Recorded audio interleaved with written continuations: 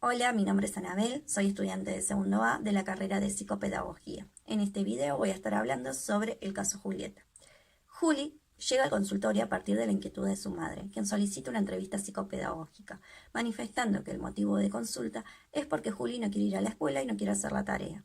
En este caso, el vínculo con el paciente es entendido como una situación familiar que solicita ayuda. Tanto el entrevistado como el entrevistador delimitaron el campo dinámico de la entrevista.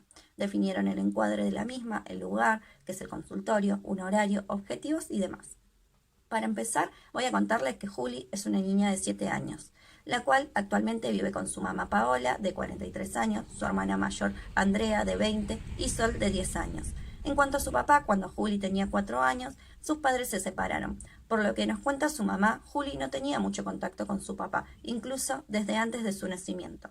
Su mamá cuenta que en su embarazo, él fue muy distante cuando se enteró que Juli iba a ser una niña, por lo que él quería un varón y quería ser papá de un varón. Juli tiene un fuerte apego hacia su mamá y a su hermana Andrea.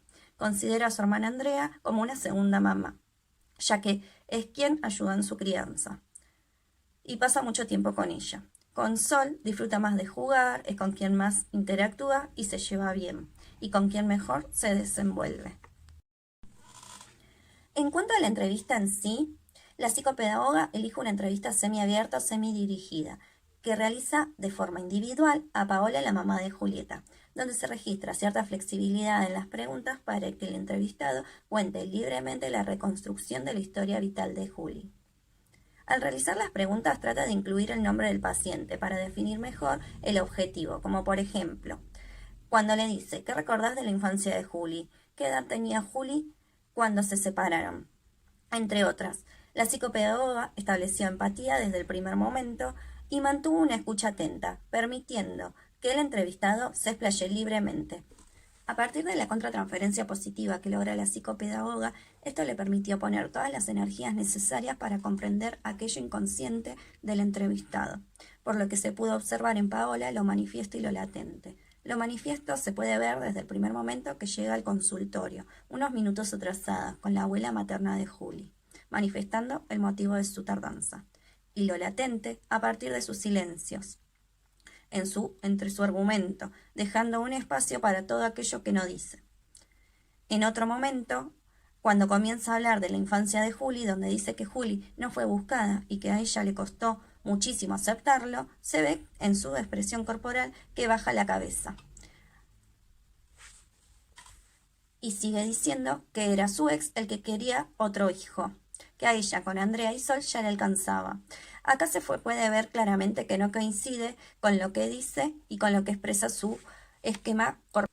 Acá se ve claramente lo convergente y divergente, y también se ve en muchas de sus respuestas a lo largo de toda la entrevista que emergen situaciones con sus experiencias personales en relación con su madre, donde trae a la conciencia lo inconsciente, desplazando emociones y conductas que experimentó originalmente con su madre, demostrando su grado de dependencia con esta, y a su vez repitiendo la historia con Juli.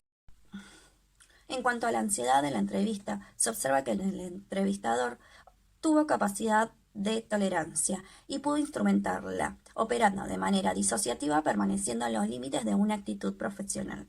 Frente a la ansiedad del entrevistado, es manejada y sin abrumarlo. A partir de la historia de vida de Juli, no se ha notado un impedimento o una incapacidad biológica o neurológica. Juli tuvo un desarrollo evolutivo acorde a lo esperado en cada etapa. Su primera alimentación fue a las 2 semanas de nacida, se alimentó de leche materna hasta los 2 o 3 años, por lo que cuenta la mamá le ha costado dejar la teta. Al año empezó a caminar y dejó los pañales a los 2 años, aunque menciona que el control de esfínteres lo logra al año y medio. Acá quiero aclarar que la mamá de Juli demuestra cierto olvido, tratando de traer a la conciencia aquello que quedó guardado en su inconsciente y que no recuerda. Menciona que los aprendizajes habían sido normales, a lo que la psicopedagoga le pregunta qué serían normales. Es así como luego Paola comienza a responder distintas experiencias que vivenció la familia con Juli, cambiando su postura corporal, cruzando los brazos y se vuelve a apoyar sobre el escritorio. Acá surge nuevamente lo convergente y divergente. Luego cuenta que Juli comenzó el jardín a los 3 años y tuvo una adaptación con ella hasta mitad de año, mencionando nuevamente la dificultad de adaptación, que luego resurgió nuevamente en primaria, aunque en un tiempo menor, generando muchos silencios dentro del relato y haciendo nuevamente latente lo inconsciente, reflejándose ella, Paola, en Juli, cuando dice, si me pongo a pensar, estaba como yo en medicina.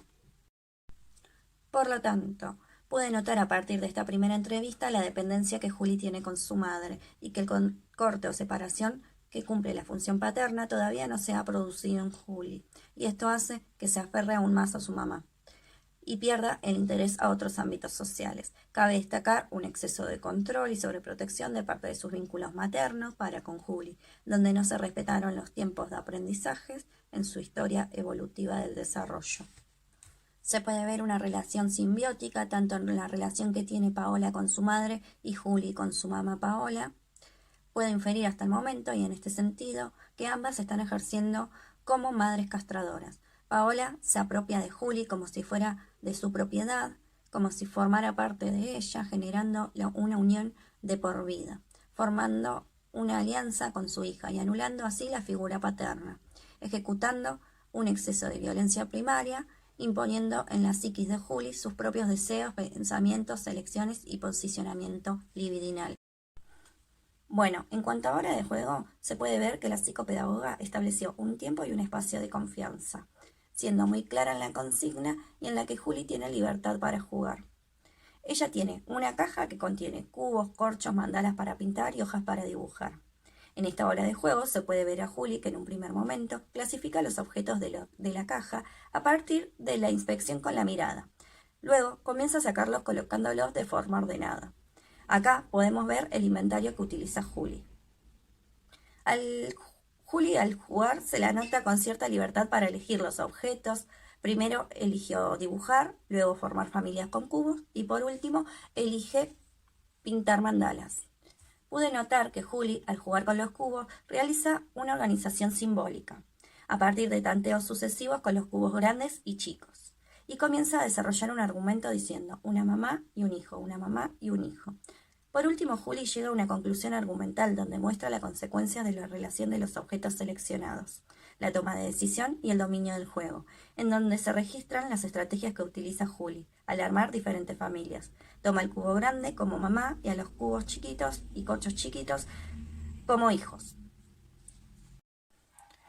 Es mediante este juego simbólico donde se puede ver que Juli, a partir de sus esquemas previos, arma su propia familia, donde utiliza el cubo más grande representando a su mamá y los 3 cubos más chicos a sus hijos, o sea, ella y sus hermanas.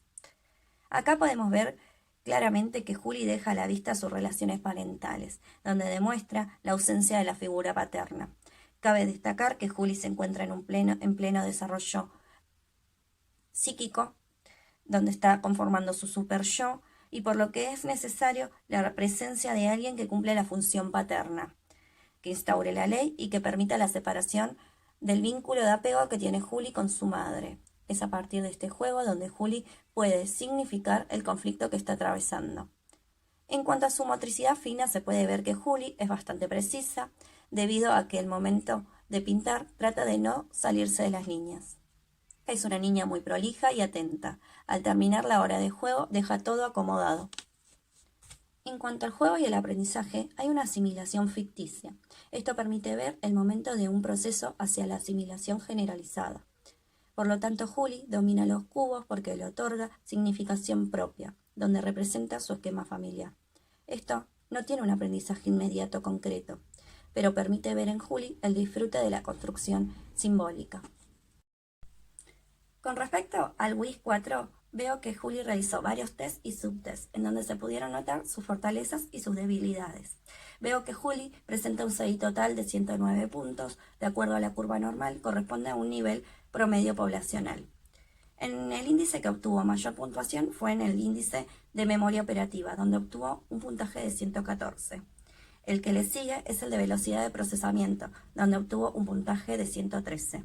En el índice que tuvo menor puntaje fue en el de razonamiento perceptivo, en donde obtuvo un puntaje de 92 puntos.